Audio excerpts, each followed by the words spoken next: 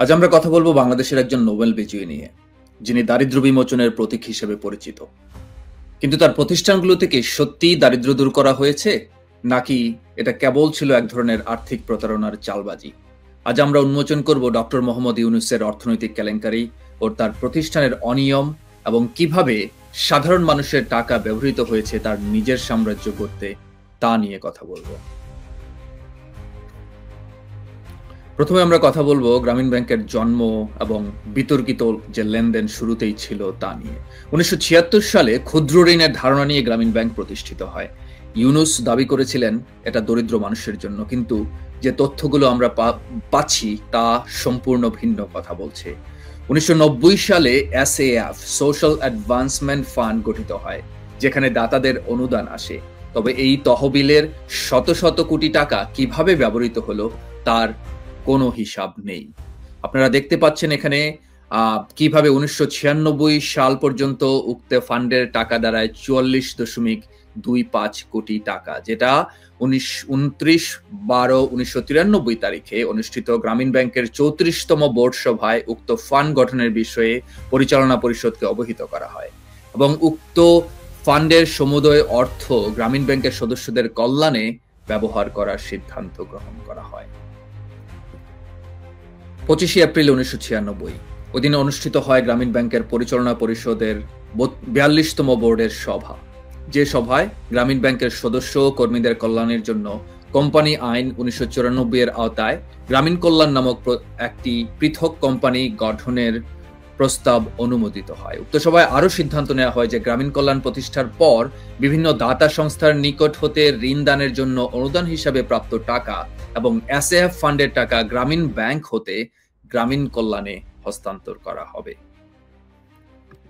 তারপর 4 November 1996 company আইন 1994 এর আওতায় গ্রামীণ কল্যাণ নামক একটি প্রতিষ্ঠা করা হয়। প্রতিষ্ঠানটির মেমোরান্ডাম অব আর্টিকেল অনুযায়ী গ্রামীণ ব্যাংকের সর্বোচ্চ 25 জন সদস্য থাকবে, এবং তন্মধ্যে গ্রামীণ ব্যাংক সর্বোচ্চ 10 জনকে মনোনয়ন দিতে পারবে। গ্রামীণ কল্যাণের আর্টিকেল অফ অ্যাসোসিয়েশনের 32 অনুচ্ছেদের 3 নম্বর ধারায় উল্লেখ করা হয় যে গ্রামীণ ব্যাংক প্রতিষ্ঠানটির 9 সদস্য বিশিষ্ট পরিচালনা পরিষদের 2 জন সদস্য মনোনয়ন প্রদান করবে। 48 নম্বর অনুচ্ছেদে উল্লেখ করা হয় গ্রামীণ কল্যাণের চেয়ারম্যান হবেন গ্রামীণ ব্যাংক মনোনীত একজন ব্যক্তি। ওই বছরের ডিসেম্বর 31 তারিখ দাতাদের নিকট হতে গ্রামীণ ব্যাংকের প্রাপ্ত অনুদানের 347.18 কোটি টাকা এবং গ্রামীণ ব্যাংকের নিজস্ব তহবিল SAF ফান্ডের 44.25 কোটি টাকা গ্রামীণ কল্যাণে স্থানান্তর করা হয়। দাতা সংস্থা নরেড এর আপত্তির কারণে 31 ডিসেম্বর 1997 এবং 1 নভেম্বর 2003 তারিখে 2 দফায় অনুদানের 347.18 কোটি টাকা গ্রামীণ ব্যাংকে ফিরিয়ে আনা হলেও SAF ফান্ডের অর্থ ফেরত আনা হয়নি। উপরন্তু 1996 সালের পর ইম্পিউটেড ইন্টারেস্টের আরো 25.57 কোটি টাকা গ্রামীণ কল্যাণকে দেওয়া হয়। গ্রামীণ ব্যাংক হতে গ্রামীণ কল্যাণে প্রদত্ত মোট অর্থের পরিমাণ 69.82 কোটি টাকা। এটা অনস্বীকার্য যে গ্রামীণ কল্যাণ গ্রামীণ ব্যাংকের সদস্যদের কল্যাণের জন্য কাজের করার উদ্দেশ্যে গ্রামীণ ব্যাংকের একটি সহযোগী প্রতিষ্ঠান হিসেবে এবং গ্রামীণ ব্যাংকের নিজস্ব তহবিল SAF ফান্ডের অর্থ দিয়ে প্রতিষ্ঠিত হয়েছে। এই প্রতিষ্ঠানের মালিক গ্রামীণ ব্যাংক সদস্যগণ, যারা ঋণ গ্রহীতা, এবং বাংলাদেশ সরকার, বাংলাদেশের জনগণ। এবার আসি গ্রামীণ টেলিকম প্রসঙ্গে।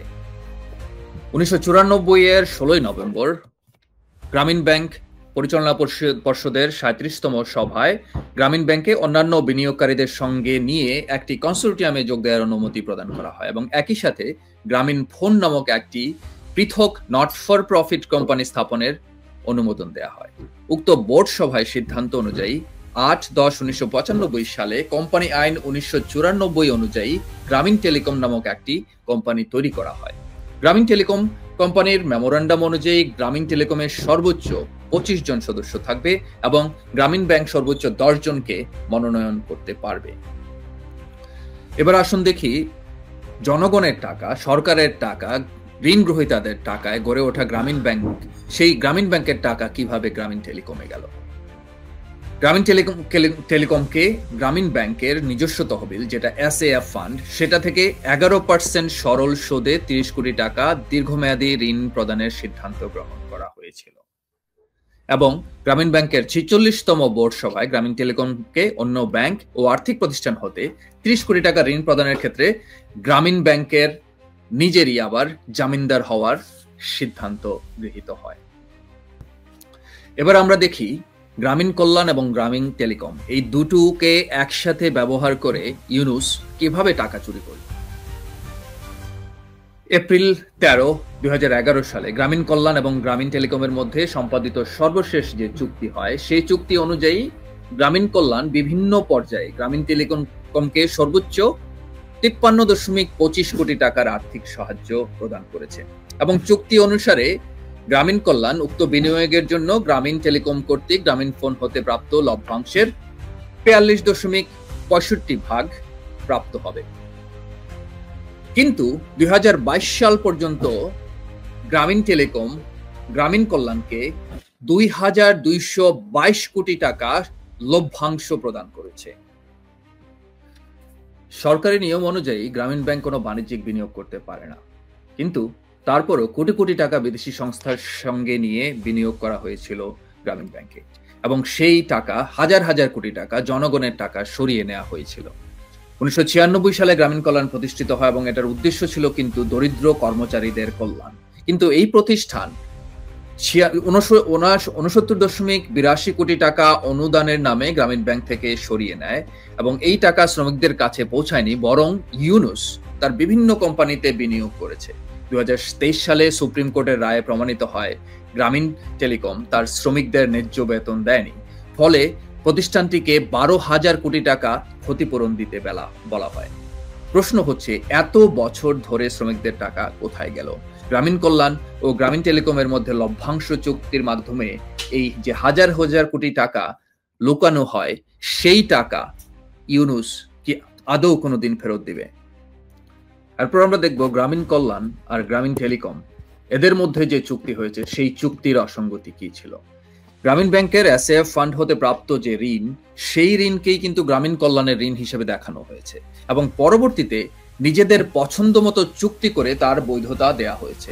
এর মানে কি দাঁড়ালো? গ্রামীণ ব্যাংক থেকে টাকা নেওয়া হলো এবং সেই টাকাটা ঋণ হিসেবে দেখানো হলো গ্রামীণ কল্যাণের, এবং যে 2222 কোটি টাকা সরানো হলো সেই টাকাটা যাওয়ার কথা ছিল গ্রামীণ ব্যাংকে, সেটা না গিয়ে সেই টাকা গেল গ্রামীণ কল্যাণ, যেটা ইউনুসের নিয়ন্ত্রিত একটি প্রতিষ্ঠান। 1993 সালের 9 সেপ্টেম্বর গঠিত হয় গ্রামীণ ফান্ড এবং গ্রামীণ ফান্ডের আর্টিকেলস অফ অ্যাসোসিয়েশন অনুযায়ী গ্রামীণ ব্যাংক প্রতিষ্ঠানটির পরিচালনা পরিষদে 2 জন সদস্য মনোনয়ন করবে এবং উক্ত প্রতিষ্ঠানটির চেয়ারম্যান হবেন গ্রামীণ ব্যাংক হতে মনোনীত একজন ব্যক্তি। গ্রামীণ ফান্ড পরবর্তীতে গ্রামীণ সংশ্লিষ্ট 15টি প্রতিষ্ঠানে ইকুইটি এবং ঋণ বাবদ অর্থ বিনিয়োগ করে। গ্রামীণ ফান্ডের অর্থের উৎস হলো দাতা সংস্থা সমূহের যে ঋণ, এবং যে গ্রামীণ ব্যাংক এবং গ্রামীণ ফান্ড, সেই ফান্ড গঠিত হয়েছে জনগণের টাকায়, সরকারের টাকায় এবং যারা ঋণ গ্রহীতা তাদের টাকায়। এবার আপনারা দেখুন গ্রামীণ ব্যাংক হতে বিভিন্ন সহযোগী প্রতিষ্ঠানের যে অর্থ প্রবাহটা, শুধুমাত্র দুটো ফান্ড দিয়ে, গ্রামীণ কল্যাণ এবং গ্রামীণ ফান্ড, এই দুটো কোম্পানির মাধ্যমে, একটা ফান্ড দিয়ে এবং আরেকটা হচ্ছে কোম্পানির মাধ্যমে বিভিন্ন প্রতিষ্ঠানে কত টাকা গিয়েছে সব হিসাব নিকাশ আছে। এবার আমরা গ্রামীণ টেলিকমের অর্থ প্রবাহগুলো একটু দেখি। গ্রামীণ ফোনের 34.2% শেয়ার হোল্ডার হিসাবে 2003 থেকে 2022 পর্যন্ত 10,890 কোটি 19,36,958 টাকা লাভ করে। এর মধ্যে লভ্যাংশের 10 থেকে 20% হারে ট্যাক্স এবং গ্রামীণ টেলিকম থেকে গ্রামীণ কল্যাণ সংস্থার যেই 42.65% লভ্যাংশ, সেটা থেকে ওরা পায় 2,222 কোটি 82,34,811 টাকা। ব্যাংক ঋণ শোধ করা হয় 55,65,54,114 টাকা। গ্রামীণ কল্যাণের অর্থ পরিশোধের পর গ্রামীণ টেলিকমের হাতে থাকে 6,456 কোটি টাকা। এর মধ্যে 3,013 কোটি টাকা গ্রামীণ টেলিকম ট্রাস্টকে অনুদান বা ঋণ হিসাবে প্রদান করা হয়। গ্রামীণ সংশ্লিষ্ট বিভিন্ন প্রতিষ্ঠানে ঋণ বা ইকুইটি হিসাবে দেয়া হয় যেই 439 কোটি টাকা এবং 472 কোটি টাকা দেয়া হয় মিউচুয়াল ফান্ডস, ওয়ার্কার্স প্রফিট এবং ইত্যাদি ফান্ডে। ফিক্সড ডিপোজিট হিসেবে গচ্ছিত ব্যালেন্স হিসেবে থাকে 2,531,6,49,504 টাকা। গ্রামীণ টেলিকম হতে গ্রামীণ সংশ্লিষ্ট বিভিন্ন প্রতিষ্ঠানে বিনিয়োগ করা হয়। এই বিনিয়োগের উদ্দেশ্য আসলে টাকা সরানো। বিভিন্ন জায়গা থেকে গ্রামীণ ব্যাংকের মাধ্যমে, গ্রামীণ ফোনের মাধ্যমে যে বিনিয়োগ করা হয়েছিল, যে অর্থ উপার্জন করা হয়েছিল গ্রামীণ ফোনের মাধ্যমে, জনগণের টাকা, যে টাকা মানুষের পাওয়ার কথা, বাংলাদেশ সরকারের পাওয়ার কথা, সেই টাকা কিভাবে ইউনূস সরিয়ে নিচ্ছে, এটা তার একটা সামান্য একটা চিত্র। এবং 17টি প্রতিষ্ঠানে এখানে দেখা যায় যে 439,58,14,015 টাকা বিভিন্নভাবে সরানো হয়। এখানে আপনারা দেখতে পাচ্ছেন যে প্রত্যেকটা প্রতিষ্ঠান এবং তাদের সাথে তাদের পেছনে কত টাকা ওরা সরিয়েছে তাদের নাম দিয়ে সেটা। গ্রামীণ ব্যাংক হতে প্রতিষ্ঠাকালীন সময়ে 69.82 কোটি টাকা অনুদান হিসেবে গ্রহণ করে গ্রামীণ কল্যাণ। গ্রামীণ ব্যাংক অধ্যাদেশ 1983 এর 19 ধারা অনুসারে ভূমিহীন ব্যক্তি ব্যতীত কেউই গ্রামীণ কল্যাণের মতো প্রতিষ্ঠান গ্রামীণ ব্যাংকের অনুদান বা ঋণ দান করতে পারে না। গ্রামীণ টেলিকম কর্তৃক ঋণ হিসাবে গ্রামীণ কল্যাণের কাছ থেকে নেওয়া 53.256 কোটি টাকার বিপরীতে গ্রামীণ টেলিকমের 42.65% লভ্যাংশের যে চুক্তি করা হয় 13 এপ্রিল 2011 সালে 53.256 কোটি টাকার বিপরীতে 2003 থেকে 2022 পর্যন্ত প্রায় 2,223 কোটি টাকা উপার্জন করে গ্রামীণ কল্যাণ। এর মধ্যে 2003 সাল থেকে 2016 সাল পর্যন্ত চুক্তি মোতাবেক গ্রামীণ কল্যাণকে 42.65% লভ্যাংশ দেওয়ার কথা। সেই অনুসারে 1,927 কোটি 38,32,121 টাকা লভ্যাংশ প্রদান করে গ্রামীণ টেলিকম। কিন্তু 2017 সালে 21.84% এবং 2021 সালে 14.07% লভ্যাংশ প্রদান করে। মধ্যবর্তী 2018, 2019 এবং 2020 সালে গ্রামীণ টেলিকম গ্রামীণ কল্যাণকে কোনো লভ্যাংশ প্রদান করেনি। এতে এটাই প্রতীয়মান হয় যে গ্রামীণ টেলিকম কর্তৃক ইচ্ছা মাফিক হারে বিভিন্ন সময়ে গ্রামীণ কল্যাণকে লভ্যাংশ প্রদান করা হয়েছে।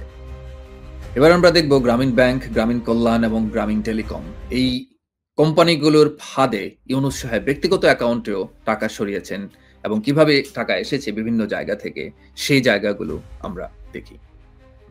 ডক্টর ইউনূসের ব্যক্তিগত ব্যাংক অ্যাকাউন্টে 2006 থেকে 2008 সালের মধ্যে 47 কোটি টাকা জমা হয়। এই সময় তিনি তত্ত্বাবধায়ক সরকারের প্রভাবশালী ব্যক্তি ছিলেন।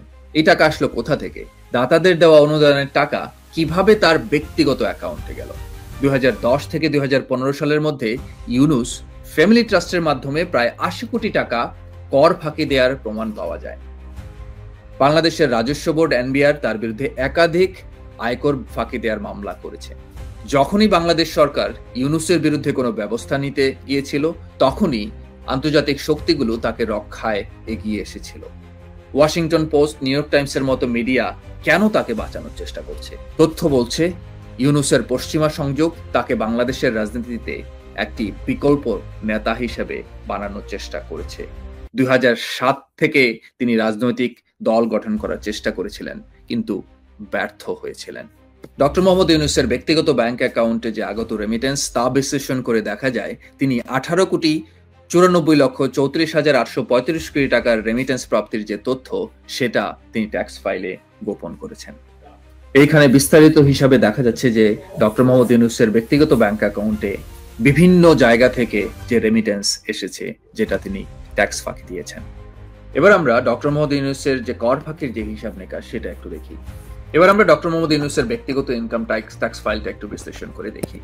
2010-11 থেকে শুরু করে আপনারা দেখতে পাচ্ছেন 2014-15 কর বৎসরে যে কর ফাঁকি তিনি দিয়েছেন, সেই ফাঁকি দেওয়া টাকার 80,75,00,000 টাকা গিয়েছে ইউনূস ট্রাস্টে এবং ইউনূস ফ্যামিলি ট্রাস্টে গিয়েছে 5,37,00,000 টাকা এবং ইউনূস সেন্টার যেখানে গিয়েছে 5,69,000 টাকা।